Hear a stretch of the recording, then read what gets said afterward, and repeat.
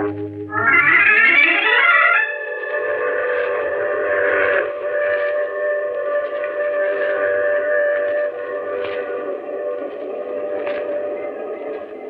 Mutual Broadcasting System presents The Mysterious Traveler, written, produced, and directed by Robert A. Arthur and David Kogan, and starring tonight two of radio's foremost actors, Lawson Zerbe and Cameron Prudhomme, in an original radio drama titled 0 Hour.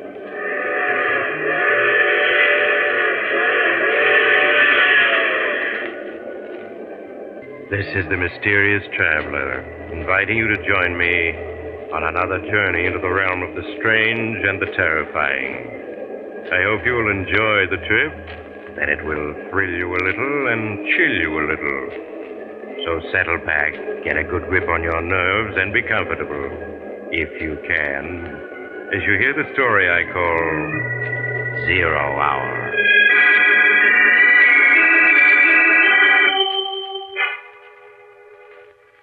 Our story tonight begins in the large, luxurious office of Dr. William Jackson, the noted psychiatrist. Dr. Jackson, a tall, intelligent-looking man in his late 50s, is seated in a chair beside a fireplace reading a patient's case history. As he reads, the door to his office is quietly opened, and Keith Roberts, a slender, nervous man of 35, peers into the room. Pardon me, Doctor. Oh, it's you, Mr. Roberts. Come in. Thank you. Is there anything I can do for you? Doctor, I just couldn't stay in my room. I must talk to you. I simply must. Well, now, won't tomorrow do? No. It'll be too late then. It's got to be tonight. I see. Well, here, take this chair by the fireplace. Thank you. Doctor, I know you're my final hope. That if you don't find me sane, they'll put me away. This is my last chance. I must make you see that my story is true. Are you sure it can't wait till tomorrow? No. Every minute counts. Even now, time is running out. You sound as though an overwhelming disaster were about to happen. Yes, Doctor. That's just it. A disaster such as the world has never known is about to happen. It will affect every human being on Earth. Suppose you start from the beginning and tell me everything. From the beginning? Yes. Well, I suppose it all began that day 6 months ago in Philip Cromwell's office. Cromwell is the fellow who publishes my books. I'm a writer, you know. Yes, I know. Well, Cromwell told me that he had acquired the literary rights to the life of the world-famous scientist, Professor Dana Friedberg. And I was the man who would write the professor's biography. I think that day, Doctor, was the happiest in my life. I was to have the opportunity to talk to Professor Dana Friedberg every day and grow to know him intimately. He was a scientist and humanitarian who I, like countless thousands, had admired and respected for years. Well, it was with a certain feeling of excitement that I arrived at Ardmore, Pennsylvania, where the professor lived and taught. I registered at the inn and then phoned the professor's secretary for an appointment. Professor Friedberg lived in a small cottage, and as his housekeeper led me to his study, I could see the house was plainly furnished. The study itself was overflowing with books. They were everywhere. And there amidst the books sat the professor himself. White-haired, small, puffing on a pipe. Come in, Mr. Roberts. Come in. Thank you, Professor. Here, let me remove the books from this chair so you can sit down. So, you are the young man who is going to write my biography? Yes, sir. I want this book to do justice to your life, Professor. To make people realize what you've contributed to humanity. Well, I might have contributed a great deal more if people only understood men of science. How do you mean, sir? Scientists work and think in terms of the future. Scientific research has always been handicapped by men who had no faith in the visions of science. Well, don't you think, Professor, science has achieved so many miracles that people aren't as skeptical as they once were? I wish I could agree. But believe me, Mr. Roberts, if I were to advance the theory that there is a civilization on Mars, many people would say that old Professor Friedberg is in his dotage. Yes, I suppose you're right. You speak of a civilization on Mars. Do you have any theories on that, Professor? No, none at all, my friend. But it is quite possible there is a civilization on Mars, one even more highly developed than our own. Well, I find the idea quite intriguing. We scientists here on Earth are planning atomic-powered ships. Ships that will be able to fly to other planets. Who knows, perhaps Mars or some other planet is far in advance of us scientifically. Perhaps we will wake up one morning to find that we have visitors from another planet. Strange, isn't it? When we think of such things, it's always we who will fly to another planet. It never occurs to us that another planet may reach us first. Exactly. And yet, who knows? At this very moment, a rocket ship or some other type may be on its way to Earth. Yes, my friend, things may be happening on other planets that we here on Earth cannot even comprehend. Yes, I have learned one important fact in this long life of mine. Anything is possible.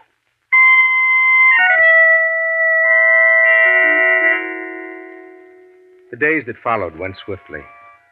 And as the weeks slipped by and my notes on the professor accumulated, I knew that his was one of the great minds of all time. I was constantly astounded by his wide knowledge on a score of subjects. And it was small wonder that famous people from all over the world came to see this remarkable man.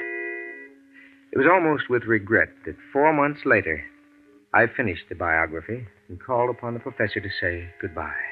Oh, so you are returning to New York? Yes, Professor. I shall miss our daily talks, Keith.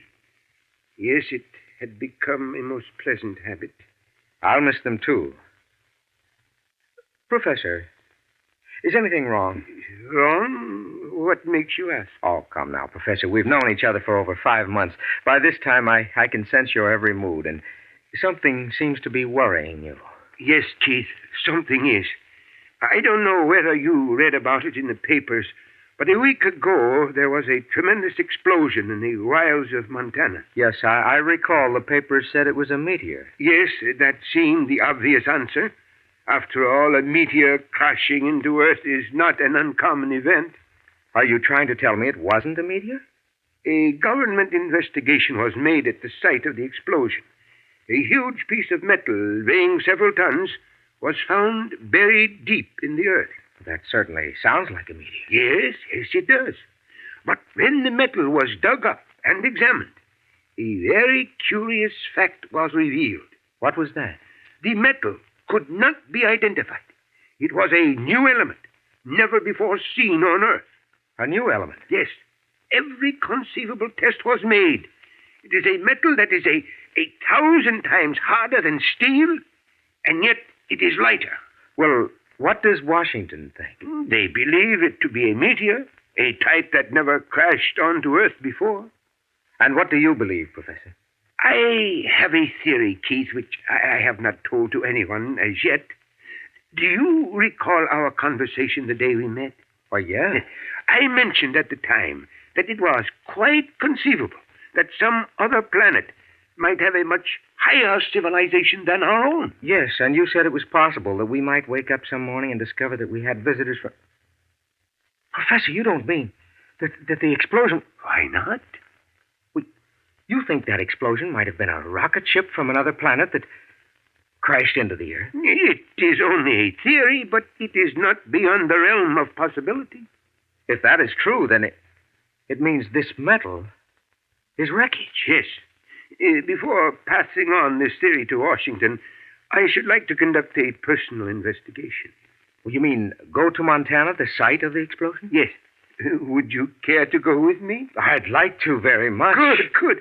Then I suggest we leave tomorrow without divulging our plans to anyone. We fly to Helena, Montana, hire a car there, and drive the rest of the way.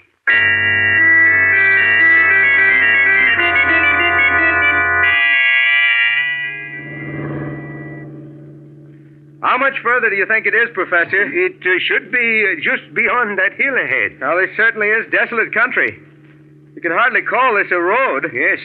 That large ranch house we passed 20 miles back is the nearest dwelling to where the explosion occurred. Well, we're coming to the top of the hill. Oh, there it is, Professor. Oh, say, that's quite a hole. Yes. According to the report, it is 200 feet in diameter, 70 feet deep. What an explosion that must have been. I understand it was visible for 60 miles. Well, just what are your plans, Professor? Well, the hole has already been thoroughly examined by the government investigators. I suggest that we carefully search the ground for hundreds of yards around the hole. They may have overlooked something. I see. Well, here we are, Professor. Yes. Now we shall see if there is any substance to my theory.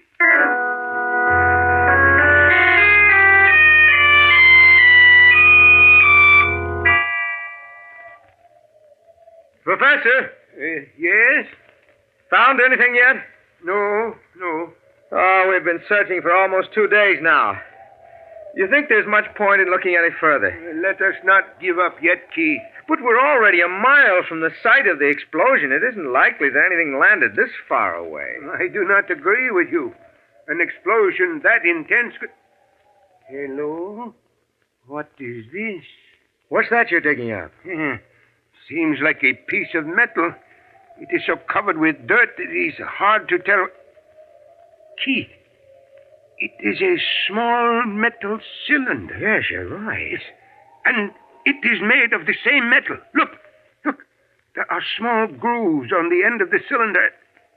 And symbols. Symbols? Let me see. Yes.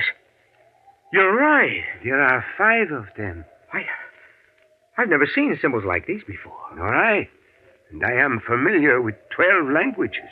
Professor, this means you're right. That explosion, it wasn't a meteor. It was the wreck of a rocket ship from another planet. Yes, I am convinced of it now. What's our next step, Professor? We must get to Washington at once. This is a matter of the highest importance. This find we have made, it means a new era has begun for mankind.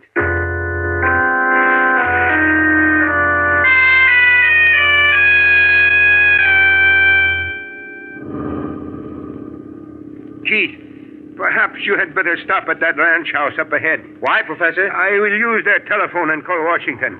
I'll ask General Thompson of the War Department to put an Army plane at our disposal. Well, that sounds like a good idea. There are probably several Army planes at Helena. Yes, I am sure there are. The General can have us flown non-stop to Washington. We are coming to the private road that turns into the ranch house. Yes, I see it.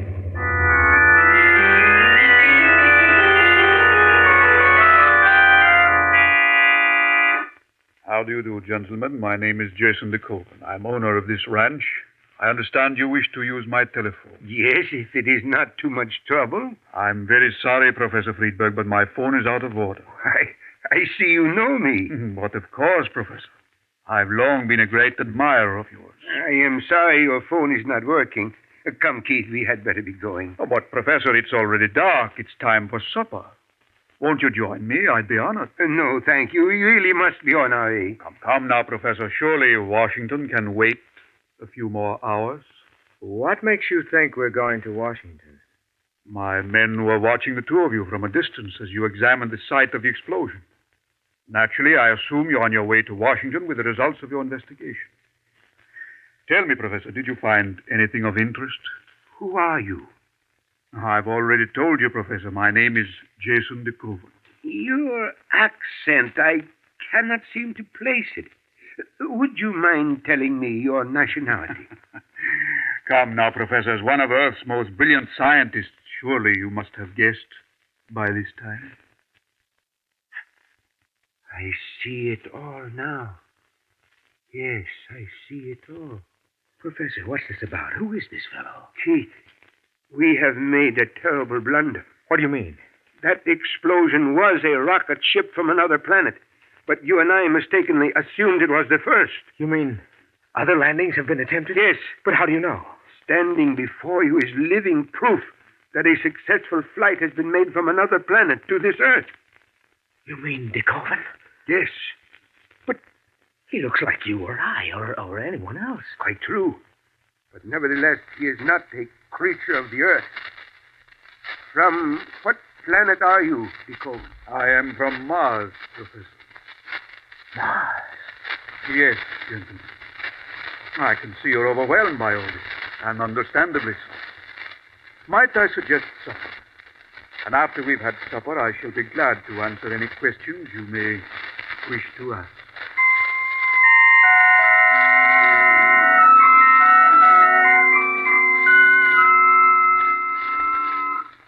It's a pity you gentlemen weren't in the proper frame of mind to enjoy this supper. My chef excelled himself tonight. I can see you're both impatiently waiting to ask questions. Please feel free to do so, gentlemen. How long have you been on Earth, Mr. Decoe? I arrived in 1931. 1931? Yes, 17 years ago. I arrived on the first atomic rocket ship. Just how many flights have been made these past 17 years between Mars and Earth? 411. That explosion 10 days ago of one of our ships was our first mishap. Most unfortunate. Those 411 flights you speak of, were all the landings made here? Yes, this is our main base. Our ships land here at night, dispose of passengers, and take off in a matter of 3 hours. Passengers? Well, just how many men from Mars are there on Earth at this moment? A little over 40,000. 40,000? Yes. 7,000 are in the United States. The others are scattered all over the world. For what purpose? I believe in this country you call it a fifth colony. In other words, you are preparing for an invasion. Yes, Professor. But why? Why? We Martians, Professor, are but 200 years ahead of the Earth, scientifically speaking. The Council of Mars believes that if we don't conquer Earth now, someday Earth will conquer us. It is what you might term a preventive war. You're actually going to invade us? Yes, Mr. Roberts. We now have 40,000 agents in key positions all over the world. And our fleet of invasion ships are ready. I take it then that we may expect the invasion momentarily. Yes, to be exact, the Earth will be invaded on June 22nd at 8:30 p.m., New York time. Well, that's less than a month from now. Yes. And your plans are to wipe out the people on Earth? Only if they resist. That would be most foolhardy. Our fleet of 200 atomic ships carry weapons that will overwhelm you in a matter of minutes. As for our Martians, one is the equal of 10 Earthmen. You don't seem to think very highly of us. You misunderstand me. You see, we have advanced many ways scientifically. Not only do we live longer, but we Martians are 10 times as strong as you Earthmen. You don't look it. I shall prove it. Do you see that log by the fireplace? Oh, yes. Notice that the diameter of this log is almost 2 feet. Could any Earthman break this log in half with his bare hands? Certainly not. Watch. Professor, did you see that? He shattered the log into splinters. A very trivial feat. All the Martians are just as strong as I, some even stronger. You are very quiet, Professor. I was thinking of the evening of June 22nd and the invasion. Yes. Let us hope that no resistance will be offered. Well, gentlemen, now that you are my guests, I will show you to your rooms. This way, please.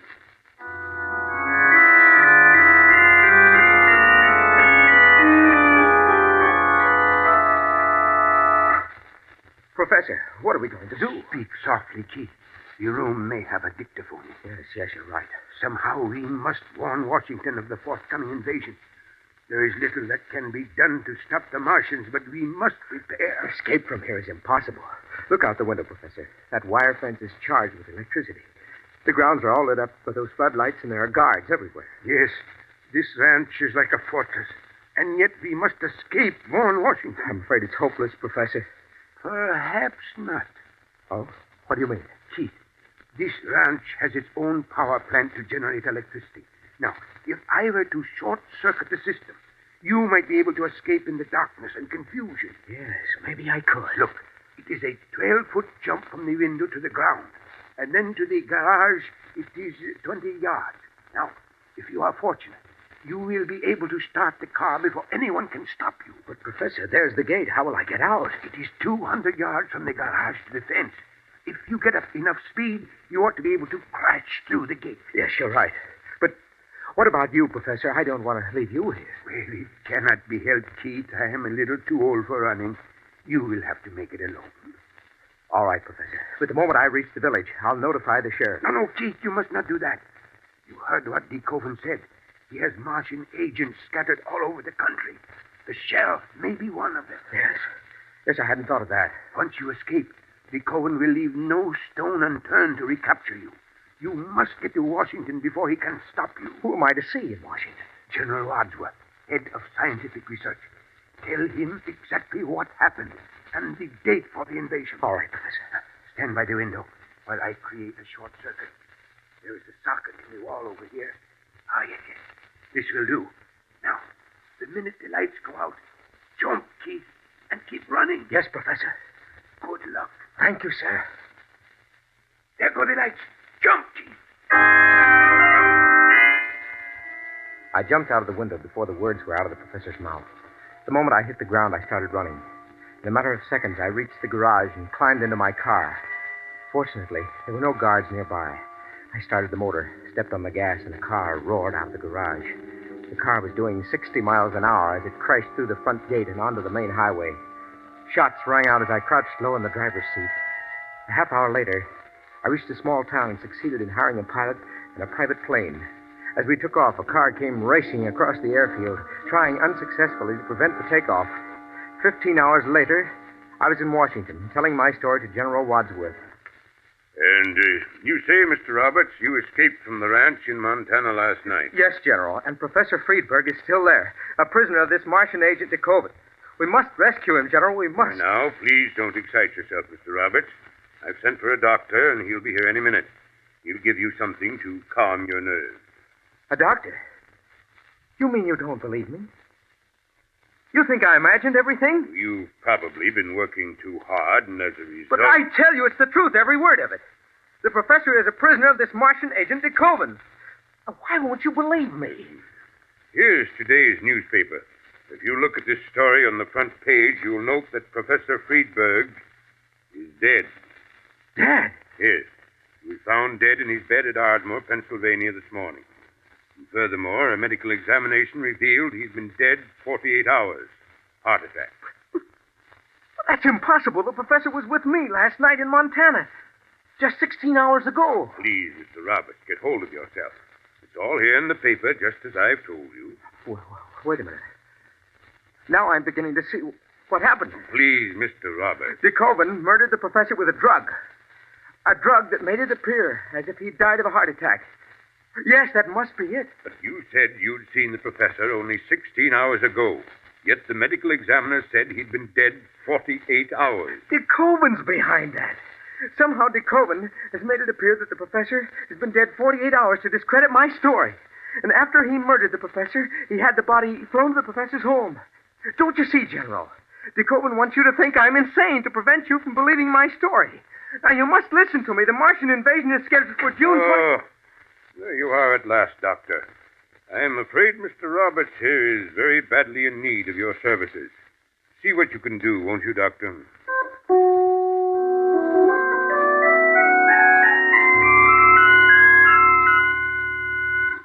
That was several weeks ago, Doctor. And ever since that day I told General Wadsworth my story, I've been confined to this institution. One doctor after another has examined me, but they're all a pack of fools. None of them believe me. Dr. Williams, you're my last hope. I know that. If you don't help me, then there's no one else I can turn to. I'll do anything I can for you, Mr. Roberts. Then don't let them put me away. I know my story sounds fantastic, but it's true. You must believe me. I do believe you, Mr. Roberts. You do? Yes. There are one or two things in your story I'd like to check. Of course, Doctor. Of course. I knew you'd see I was telling the truth. To begin with, you say this Martian, De Koven, was it? Yes, Jason De Koven. Yes, you say this fellow De Koven picked up a log that was 2 feet in diameter and crushed it in his hand. Yes, Doctor. He splintered that thick log into 100 pieces. Oh, that's incredible. Would you say the log was as thick as this one by my fireplace? Yes, just about the same size. Well, Doctor, why are you picking the log up? I just want to show you something.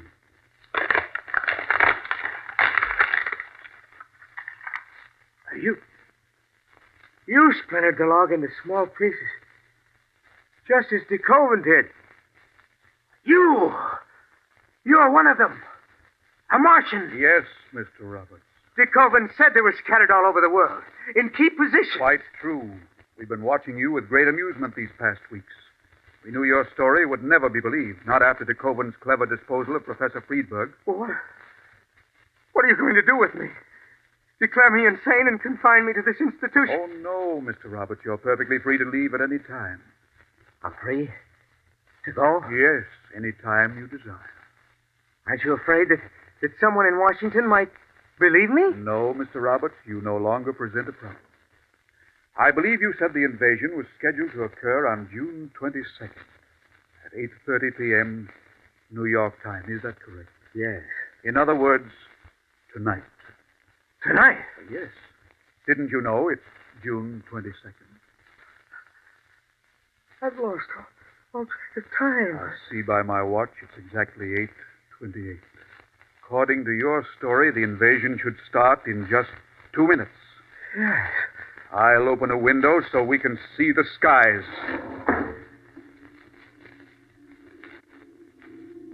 Yes. There's the Martian invasion fleet coming into the stratosphere.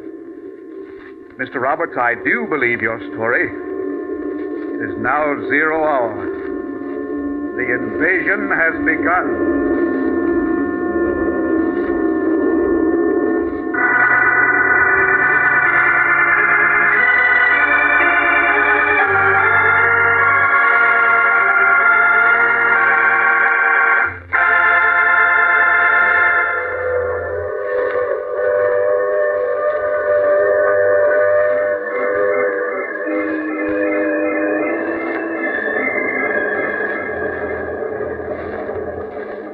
This is the mysterious traveler. Did you enjoy our trip?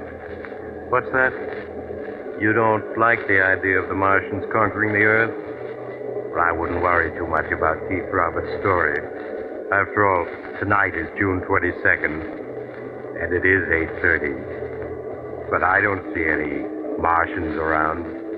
Do you? I'm afraid poor Mr. Roberts imagined the story he told Dr. Williams, and when Dr. Williams told him it was a delusion, Roberts felt he was being persecuted and accused Dr. Williams of being a Martian agent. Now, I recall another young man who insisted that he... Oh, you have to get off here. I'm sorry. But I'm sure we'll meet again. I take this same train every week at this same time.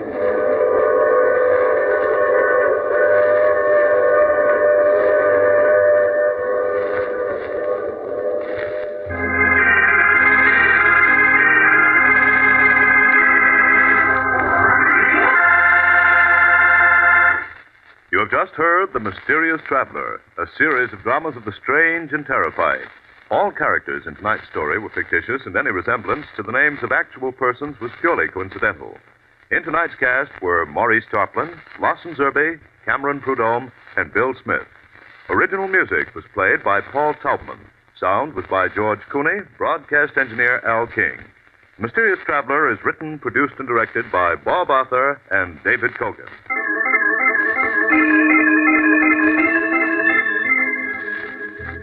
Listen next week to a tale titled You Only Die Once. Another Strange and Suspenseful Tale of the Mysterious Traveler.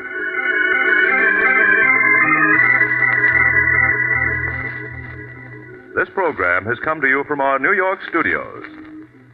Another program of tense and dramatic action will follow in just a minute. Stay tuned to the station for Official Detective. Carl Caruso speaking. This is the Mutual Broadcasting System.